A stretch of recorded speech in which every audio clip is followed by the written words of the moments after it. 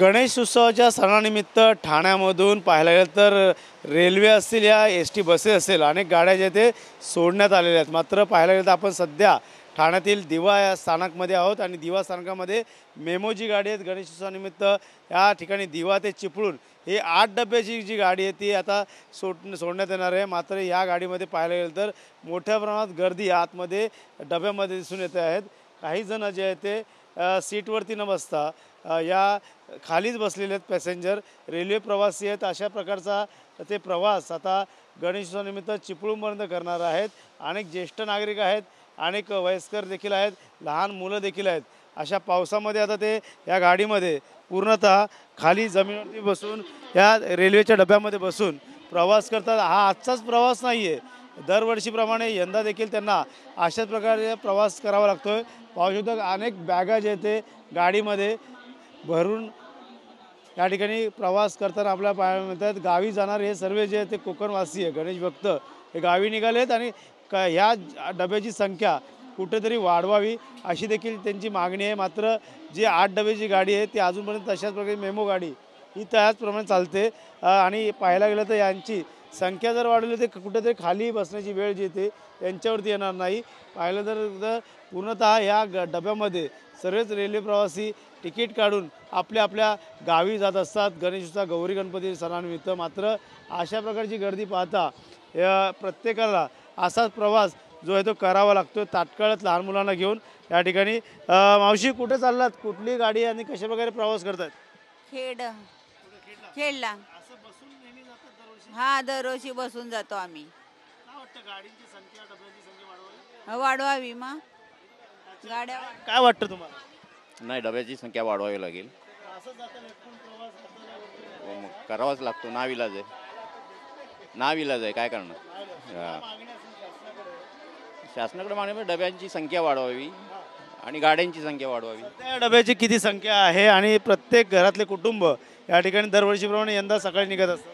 हो, आम्ही दरवर्षी जातो येतो। डब्याची संख्या आता काय माहिती 8, 12 डब्यांची किंवा 12।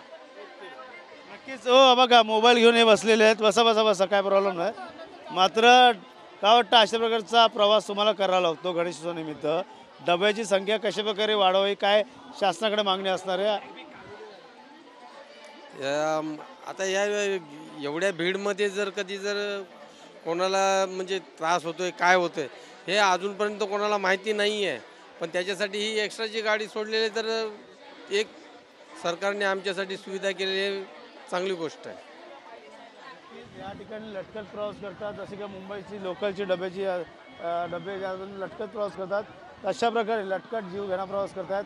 भाऊ कुठे चाललात? लटकत प्रवास करावा लागतो चिपळूणपर्यंत? पनवेल साहेब, पनवेल, कारण की इथं गर्दी आहे, वयस्कर लोक आहेत, त्यांना पाय वगैरे लागू शकतो इथे आणि या गर्दीमुळे ना पूर्ण चेंगाचेंग झाले। त्या गाडीला आम्ही सोडून या गाडीत आता चाललोय कामासाठी देखील लोक काही जण हे गाडी पकडत असतात।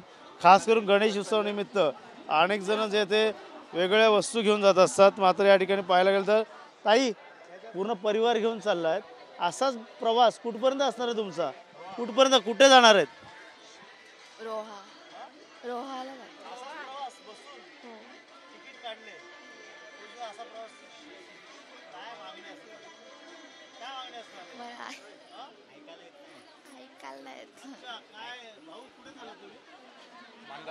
माणगाव असाच प्रवास करा। किती जण आहे घरात, सोबत किती जण आहेत?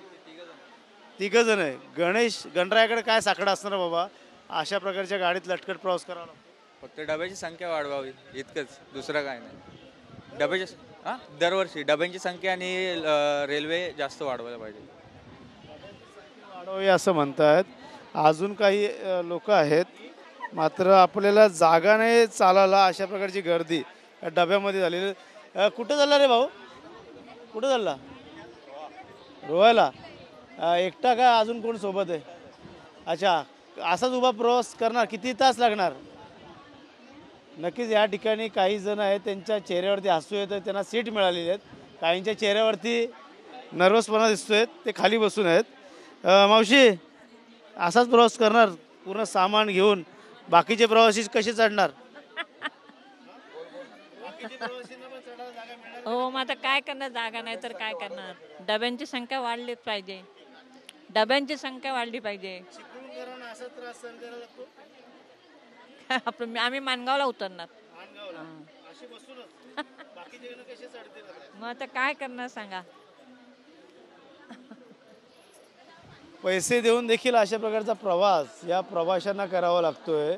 मात्र पाहायला गेलं तर असे ज्येष्ठ नागरिक जे आहेत ते डब्यात काही जण उभे आहेत तर काही जण बसून आहेत. त्यामुळे नक्कीच या ठिकाणी गणेशोत्सवानिमित्त निघणारे सर्व गणेश भक्त जे गण आहेत त्यांचं म्हणणं आहे की डब्याची संख्या वाढवावी जेणेकरून सुखकर प्रवास होईल. मात्र येणाऱ्या काळात आता केंद्राकडनं म्हणजेच प्रवाशाकडनं रेल्वेकडनं कशा प्रकारे आता गाड्यांची संख्या वाढवली जाईल हे देखील पाहणं गरजेचं राहणार आहे. कॅमेरामन अथर्वसह गणेश सोरा, TV9 मराठी, ठाणे.